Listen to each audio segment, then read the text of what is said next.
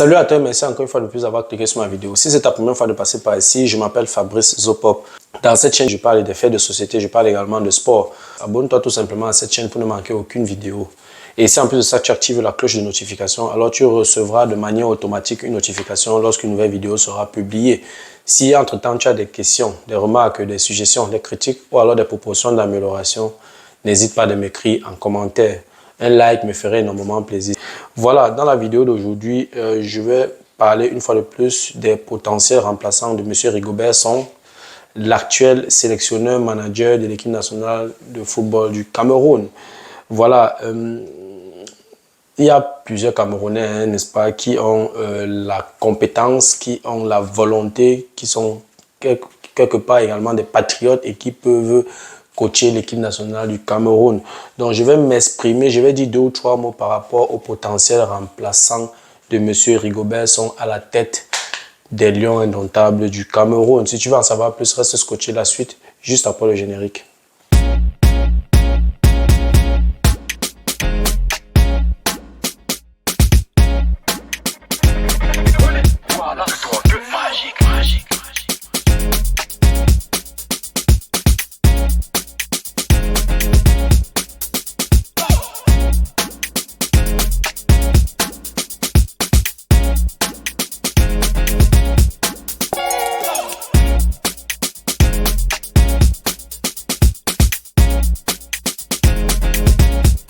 Voilà, comme je l'ai énoncé à l'introduction, je vais dans la vidéo d'aujourd'hui parler des potentiels remplaçants de M. Rigobert Song à la tête de l'équipe nationale de football du Cameroun. Comme je l'ai dit tout à l'heure, il y a plusieurs Camerounais qui sont des patriotes, qui ont la compétence et qui sont en train de faire leurs preuves, qui peuvent coacher cette équipe nationale, n'est-ce pas?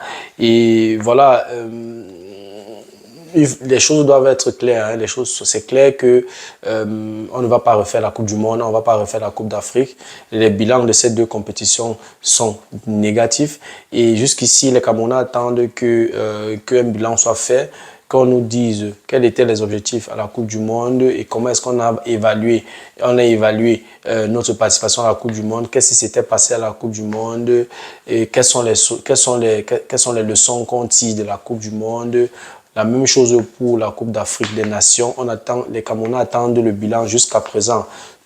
Nous sommes dans une opacité qui ne dit pas son nom. Donc, de toutes les façons, les choses sont claires. L'actuel sélectionneur manager qui a dit lui-même qu'il n'est pas coach, nous a prouvé pas une fois, pas 2 fois, mais plusieurs fois qu'il n'est pas à la hauteur, n'est-ce pas, de cette tâche. Il ne peut pas coacher l'équipe nationale de football du Cameroun. Pour cela, on doit déjà réfléchir sur un potentiel remplaçant. J'ai appris également dans les coulisses qu'il y a déjà certaines conversations qui sont en train d'être menées, par exemple avec le coach de la Gambie, et il y a plusieurs personnes qui sont déjà en train d'être contactées. C'est déjà une très bonne chose. Mais je vais m'exprimer par rapport au potentiel remplaçant de M. Rigobert Song dans la vidéo d'aujourd'hui. Qu'est-ce que je propose? Voici ce que je propose. Je vais une fois de plus utiliser mon tableau. Je vais écrire le grand titre ici. Hein. Potentiel remplaçant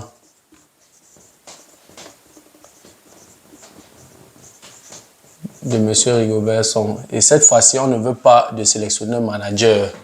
On veut un coach, un entraîneur qui est responsable de sélectionner et de manager les joueurs. Et puis un adjoint. C'est ce dont on a besoin. Tout ce qui est comme sélectionneur, manager, les titres bizarres, farfelus comme ça, je pense qu'on n'a pas besoin de ça. Nous, tout ce que les Camerounais veulent, c'est les résultats au stade. Donc, cette histoire de je suis coach, je ne suis pas coach, je suis sélectionneur, je suis pas manager et tout ça, c'est l'embrouille, moi j'appelle ça du jonglage. C'est comme si on était au quartier, c'est pas le quartier.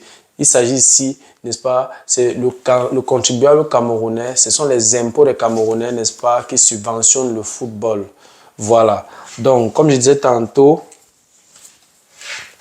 voici ce que je propose. Voilà, premièrement, je propose un entraîneur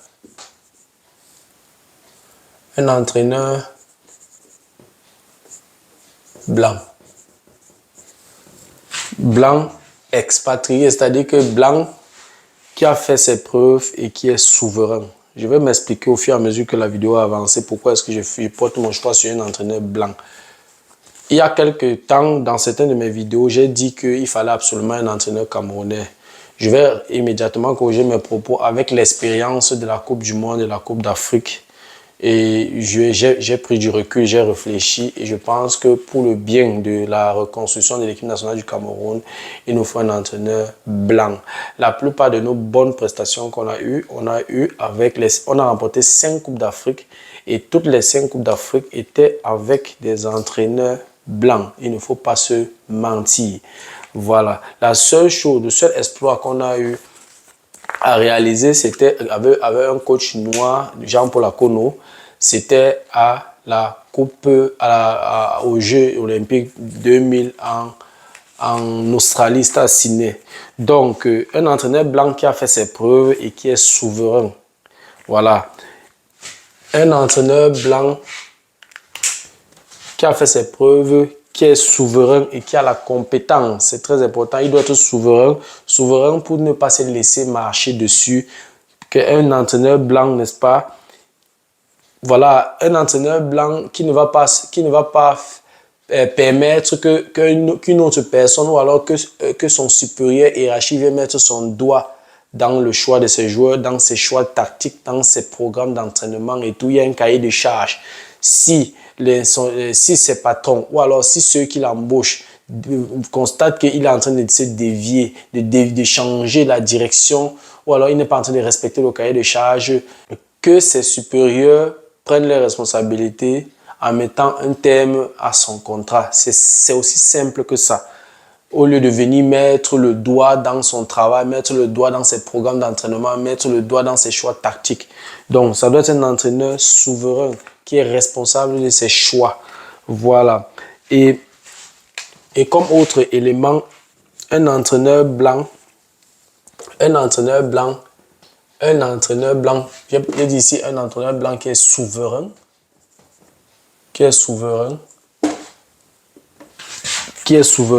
et qui a fait ses preuves. C'est très important. Et un entraîneur blanc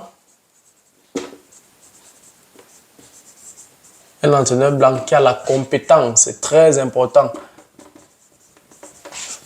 Un entraîneur blanc qui a de la compétence, c'est-à-dire que pas un entraîneur blanc, il ne doit pas être là peut-être pour rouler pour d'autres. Il doit être là rien que pour le travail. C'est le travail qui doit l'amener là. C'est-à-dire qu'on ne le choisit pas parce qu'il fait partie d'un réseau. Il doit être choisi rien que sur la base de sa compétence et avec un cahier de charges précis pour éviter qu'il y ait à un moment donné les conflits d'intérêts et les chantages. C'est ça qui fait en sorte que parfois le coach n'est pas responsable de toute l'équipe qui est au stade. C'est ça qui fait en sorte que d'autres personnes s'immiscent dans ses choix tactiques, s'immiscent dans ses choix de joueurs, s'immiscent dans ses séances d'entraînement, s'immiscent dans ses programmes d'entraînement. Donc, voilà. Et encore important, il faut un entraîneur à la tête de l'équipe nationale de Cameroun, l'équipe nationale de football du Cameroun. Il faut un entraîneur charismatique. Parce que le peuple camerounais est un peuple très exigeant. Et le peuple camerounais est très attaché au football. Donc, il faudrait que l'entraîneur camerounais ait du charisme nécessaire pour savoir défendre ses choix, pour savoir expliquer aux Camerounais pourquoi tel choix. C'est pas pour rien qu'il y a les conférences de presse. C'est pas pour rien voilà, il faut de temps en temps expliquer aux Camerounais quels sont tes choix tactiques, quelle est ta philosophie de jeu. Parce que le peuple camerounais, s'il y a 30 millions de Camerounais, il y a au moins 30 millions de coachs. Ça, c'est connu. Donc, un entraîneur blanc charismatique, un entraîneur blanc qui est également droit dans ses bottes, c'est-à-dire qui assume ses choix. Donc, lorsqu'il décide de jouer avec un système 3-5-2, il assume et il explique aux Camerounais pourquoi est-ce qu'il choisit de jouer en 3-5-2. Il ne doit pas seulement être là pour tâtonner, pour essayer. Et quand on lui demande, il commence à dire que Dieu va nous aider. Non, on veut un entraîneur qui sait ce qu'il fait. Voilà. Et surtout, ce qui est encore très important et ce que j'aimerais également mentionner ici, c'est qu'il nous faut un entraîneur blanc, n'est-ce pas, qui ne va pas être un griot, qui ne va pas chanter les louanges du président de l'Africa Foot. Parce que le véritable problème qu'on a, c'est que Lorsqu'on a un entraîneur qui n'est pas souverain, un entraîneur qui n'est pas charismatique, un entraîneur qui ne respecte pas son cahier de charge, un entraîneur qui chante les lois en jeu du président de l'Africa Foot, un entraîneur qui ne peut pas dire non au président de l'Africa Foot et dire que j'opte pour ça. Vous m'avez embauché pour telle chose, voici votre cahier de charge, laissez-moi travailler, laissez-moi faire ce que j'ai à faire. Un entraîneur qui aura le courage de faire cela va bien travailler. Mais si c'est ce genre d'entraîneur qui va venir lécher les bottes de tous ceux qui sont au-dessus de lui, je pense qu'il va se retrouver en train de faire la volonté de ces gens, pas sa propre volonté. Parce que lorsqu'on donne l'équipe nationale à un entraîneur, on attend des résultats. On a un cahier de charge précis. Donc, c'est en fonction du cahier de charge, en fonction de ce qu'on attend de lui, en fonction des objectifs fixés, qu'il cherche ses joueurs, qu'il cherche les joueurs partout pour les sélectionner, pour les joueurs qui vont lui permettre, n'est-ce pas, d'atteindre ses objectifs. Donc, pourquoi je veux choisir un entraîneur blanc? Pourquoi un blanc? Quand je dis blanc, ça ne veut pas dire... C'est pour ça que depuis je précise un blanc compétent. Parce que être blanc ne veut pas dire automatiquement compétent. Non, il y a des blancs qui ne connaissent rien du coaching, qui n'ont rien compris. Par exemple, un exemple simple, le coach de la Côte d'Ivoire, il a montré aux yeux du monde qu'il était incompétent. Donc, il peut avoir des entraîneurs blancs incompétents. Donc, c'est pour ça que je précise depuis un blanc compétent. Voilà. Donc, un entraîneur blanc pour moi, parce que non seulement la compétence est d'abord la première des choses à regarder. Avant même de regarder aussi la couleur de peau et tout. Voilà, la compétence est d'abord en tête. Voilà pourquoi je précise un entraîneur blanc. Parce que la majorité des entraîneurs noirs, des entraîneurs camerounais ont une tendance, n'est-ce pas, à lécher les bottes du président de l'Africa Foot. Il faut le dire. Très peu de Camerounais entraîneurs, très peu de Camerounais qui ont joué au football au Cameroun, qui ont brillé avec l'équipe nationale du Cameroun, ont le courage de dire non au président de l'Africa Foot. Pourquoi j'opte pour un entraîneur blanc? La majorité des entraîneurs camerounais, n'est-ce pas, ont une tendance à lécher les bottes du président de l'Africa Foot. Il faut le dire. Très peu d'entraîneurs camerounais ont le courage de dire non au président de l'Africa Foot, auront le courage de se mettre droit dans leurs bottes et faire des choix et être souverain dans leurs choix. Donc, étant donné que le président de l'Africa Foot est quelqu'un qui est très populaire au Cameroun, donc il sera très difficile de lui dire non en tant que Camerounais. C'est très, très compliqué. Donc, il est préférable, n'est-ce pas, qu'un entraîneur blanc prenne le devant, c'est-à-dire qu'un entraîneur blanc qui peut dire non, il peut être souverain dans ses choix. Et puis, comme adjoint maintenant un Camerounais qui va observer la scène, qui va bien apprendre à connaître le groupe, bien étudier le groupe, gagner en expérience maintenant. Et après, après le contrat donc, de cet entraîneur blanc, s'il est là pour 2 ans ou pour 4 ans, après les 4 ans maintenant, l'entraîneur camerounais peut prendre la responsabilité de diriger cette équipe. Mais dit que directement prendre l'équipe nationale, et surtout actuellement où tous les radars sont braqués, n'est-ce pas, sur l'équipe nationale, c'est extrêmement compliqué pour un entraîneur camerounais. Et en plus de ça, il a une pression énorme. En tant que Camerounais, il comprend rapidement nos habitudes et il aura plus de pression, et les Camerounais auront tendance à trop attendre de lui. Or, il n'a pas encore l'expérience. Peut-être il a fait ses classes quelque part, peut-être il a déjà gagné des titres quelque part, mais avec l'équipe nationale du Cameroun, il n'a pas encore fait ses preuves. Donc du coup, quand il va arriver, il y aura tellement d'exigences. Et quand il y a trop d'exigences, il est sous pression, il n'arrive pas à travailler sereinement. C'est pour ça que la pression est tellement forte, si bien qu'il est destiné, n'est-ce pas, à échouer. C'est pour ça qu'il faut aller de manière progressive, c'est-à-dire que d'abord commencer avec un coach expatrié, un coach blanc qui a la compétence, et puis en adjoint un Camerounais qui va prendre le temps de bien étudier son équipe, de bien connaître, d'intervenir de temps en temps comme adjoint dans le choix des joueurs aussi, parce que si voilà, le coach décide de sélectionner 20 joueurs, c'est qu'il est sûr, le coach adjoint a également son mot à dire. Il a des propositions à faire aussi sur les 20 joueurs, il a peut-être opté aussi pour 4 ou 5 joueurs. Donc du coup, il est également content, n'est-ce pas, dans le choix, dans la sélection des joueurs. Et en plus, il est Camerounais. Donc, en ce qui concerne voilà, les joueurs locaux, il peut également intervenir dans ce sens. Donc, c'est pourquoi il est important que l'adjoint soit un Camerounais, mais le coach numéro 1, le coach principal doit être un expatrié, un blanc qui a la compétence. Et en plus de ça, comme je l'ai dit tout à l'heure, un coach noir, un coach camerounais aura les difficultés à dire non au président de la FECAFOOT. Un coach camerounais aura du mal, n'est-ce pas, à rester droit dans ses bottes face au président camerounais et aussi au président de la FECAFOOT. Et aussi, le président de la FECAFOOT est très populaire au Cameroun. Donc, du coup, aller contre lui pour un choix tactique ou alors pour un choix d'un joueur, c'est extrêmement difficile en tant que Camerounais. Donc, c'est ça, en fait, le problème. C'est pourquoi je préfère. Ce n'est pas la meilleure de mes solutions, hein, qu'un blanc soit à la tête ou alors qu'un expatrié soit à la tête de l'équipe nationale du Cameroun. Mais je pense que surtout pour une reconstruction, on aura besoin d'un coach expatrié. Voilà. Donc, oui, je pense également qu'un entraîneur camerounais, voilà, il peut bien travailler s'il est adjoint. Et une fois qu'il a gagné en expérience, avec le temps, donc dès que le contrat du coach principal est expiré, donc il peut prendre la responsabilité. Voilà. Qu'est-ce qu'il faut donc si on veut avoir, un bon coach à la tête de l'équipe nationale du Cameroun? Voilà. Première chose, il faut un cahier de charges bien défini. Il faut un cahier de charges bien défini. Ça, ce sont maintenant c'est tout ce qu'il faut pour avoir un bon coach à la tête des Lions. Il faut un cahier de charges bien défini. Il faut des objectifs clairs. Des objectifs clairs, précis et quantifiables. Très important. Des objectifs quantifiables, très important.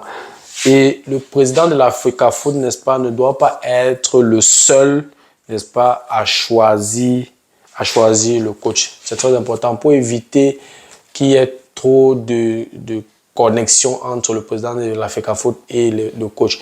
Parce que déjà, l'actuel président de la FECAFOOT a déjà choisi combien de coachs? Il a déjà choisi Clarence Seedorf, ça n'a rien donné. Il a choisi Rigobert Song, ça n'a rien donné. Donc, du coup, c'est très compliqué. Je pense que le président de la FECAFOOT, n'est-ce pas, ne devrait pas être le seul à choisir le coach. Parce qu'il va toujours choisir les coachs en fonction de ses affinités. Or, il s'agit ici de l'équipe nationale du Cameroun qui est la chose publique. Donc, pour choisir un coach à la tête de cette équipe, ça ne doit pas être seulement la responsabilité du président de la FECAFOOT. C'est mon avis.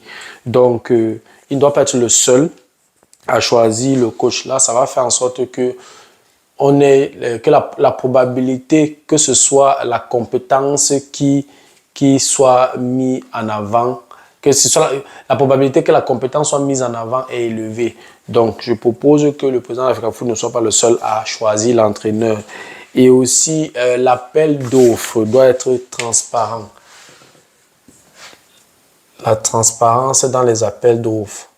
Donc, lorsqu'on engage déjà, la transparence dans les appels d'offres, lorsqu'on cherche déjà un coach, lorsqu'on veut déjà trouver un coach, il y a un profil, il y a un cahier des charges, ça doit être connu. Ça doit être public pour que tout le monde ait la possibilité de postuler. Tous ceux qui ont la compétence, qu'ils aient la possibilité de postuler. Ça doit être transparent. Ça ne doit pas être des offres, des appels d'offres qu'on fait seulement dans la nuit, qui vont seulement se régler dans les couloirs ou alors dans les chambres ou dans les hôtels. Ça doit se passer de manière publique et dans la journée. Donc, l'autre élément, c'est l'évaluation. Quatrième point, l'évaluation. C'est très important. L'évaluation. Pourquoi il dit l'évaluation? Lorsqu'il y a un cahier de charges, lorsqu'il y a des objectifs à atteindre, généralement, les contrats, c'est sur 2 ans, parfois 4 ans et tout. Lorsqu'on embauche un entraîneur, lorsque le président, n'est-ce pas, de la fédération décide donc d'embaucher un entraîneur, alors, il a un contrat, disons 2 ans. Et pendant les 2 ans, il a un cahier de charges, il a des objectifs à atteindre. Il faudrait que, pour qu'on comprenne là où il nous amène, pour que la fédération comprenne où ce coach nous amène, la fédération doit mettre sur pied des petites cellules d'évaluation. Pour qu'après 6 mois, on peut déjà savoir, en fonction des résultats, en fonction des équipes qu'il met sur pied, en fonction des systèmes de jeu qu'il a mis sur pied, on peut comprendre si on peut encore attendre 6 mois, si avec ce monsieur, dans 6 mois, on peut réaliser quelque chose.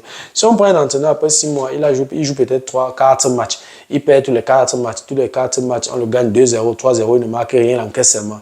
C'est clair qu'après 6 mois, on va comprendre qu'il ne va rien nous apporter. Directement, on le licencie, c'est comme ça. Donc, du coup, il faudrait que chaque 6 mois qu'il soit évalué et pour qu'on comprenne non seulement son évolution mais aussi sa philosophie. C'est très important. Et comme autre élément, ça sera dans le 5e. Le 5e élément, c'est avant de prendre la fonction, il faut que, avant que le coach, n'est-ce pas, ne prenne la fonction. C'est-à-dire qu'on a lancé l'appel d'offres, il a envoyé ses dossiers, on a étudié tout et ça passe tout. Et puis on a décidé de le choisir. Donc il doit prendre, avant de prendre fonction, il doit s'adresser au Camerounais et nous donner ses motivations, expliquer ses motivations dans une conférence de presse, dire pourquoi est-ce qu'il croit qu'il est la personne qu'il nous faut, nous expliquer ses objectifs, nous donner quelques lignes, les grandes lignes, n'est-ce pas? Dans une conférence de presse, ça se passe. Nous donner les grandes lignes de son cahier de charges et nous dit également, voilà, où est-ce qu'il veut nous amener. C'est très important. On doit savoir, les Camerounais doivent savoir ça. Donc, pour que les choses soient transparentes. Là, si ça ne marche pas, ce n'est pas le président de la FECAFOOT qui va venir lui demander de démissionner. Non, lui-même, il va se rendre compte qu'il avait pris un engagement devant le peuple, dans une conférence de presse. On a seulement besoin juste de le faire revoir la conférence de presse, de lui faire regarder de nouveau cette conférence de presse. Et puis lui-même, il va démissionner sans qu'on ne lui dise que pas. Parce que l'objectif, ou alors l'engagement a été pris dans une conférence de presse, n'est-ce pas, devant les Camerounais. Donc, avant de prendre fonction, il doit s'exprimer devant les Camerounais, il doit dire quelles sont ses motivations, quels sont ses objectifs, nous donner les grandes lignes, n'est-ce pas, de son cahier de charges. Là, tout le monde est informé, c'est transparent, et s'il dévie un peu, on va directement savoir, on va le remettre à l'ordre. C'est aussi simple que ça. Voilà. Et le dernier élément, bon, ici, le 5e, c'était s'adresser aux Camerounais, ou alors s'adresser au peuple. S'adresser aux Camerounais dans une conférence de presse. Et maintenant, le dernier élément, c'est, voilà, la rigueur. C'est très important. Voilà, tous les responsables de la Fédération camerounaise de football doivent être rigoureux quand il s'agit de choisir un coach. C'est très important. La rigueur, si le cahier de charges n'est pas respecté, il faudra penser à le licencier. S'il aligne tellement d'échecs, il faut penser à le licencier. S'il ne fait pas ce qui est correct, il faut penser à le licencier. S'il est là pour rouler pour d'autres personnes, ou bien pour d'autres institutions, ou bien il est là peut-être pour des films, pour des multinationales extra sportives et tout, il faut le mettre au pas et il faut avoir le courage de lui dire que, monsieur, nous arrêtons notre collaboration ici. Notre collaboration s'arrête à ce niveau. Donc, les dirigeants, n'est-ce pas, de la fédération doivent avoir le courage, n'est-ce pas, de licencier lorsque le cahier des charges n'est pas respecté, lorsque les objectifs ne sont pas atteints. C'est ça qui a fait la force de la Fédération ivoirienne de football et c'est ça qui a permis à la Côte d'Ivoire de remporter la Coupe d'Afrique des Nations. Donc, s'il n'y a pas de rigueur, je ne pense pas que l'équipe nationale du football du Cameroun sera bien dirigée. Ou alors, s'il n'y a pas de rigueur, je ne pense pas que s'il n'y a pas de rigueur, il n'y aura pas de bons résultats avec l'équipe nationale de football du Cameroun. Voilà, c'était tout ce que j'avais à dire par rapport au potentiel remplaçant de M. Rigobert Song. Ça ne sera pas une tâche facile de trouver un entraîneur, n'est-ce pas, qui sera à la hauteur de cette tâche et qui va directement nous produire des résultats. Mais comme on parle de reconstruction, il faut pas seulement qu'on parle de reconstruction sur les lèvres, mais que ce soit également effectif. Voilà, c'était tout pour la vidéo d'aujourd'hui. J'espère que la vidéo a été à la hauteur de tes attentes. J'espère que la vidéo t'a plu. Si la vidéo t'a plu, je te prie de la partager au maximum.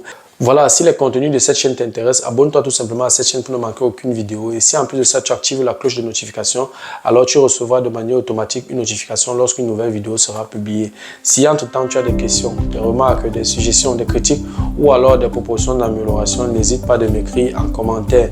Un like me ferait énormément plaisir. Merci encore pour ta disponibilité. Merci pour ton attention. C'était Fabrice. On se dit donc au revoir et à la prochaine. Ciao.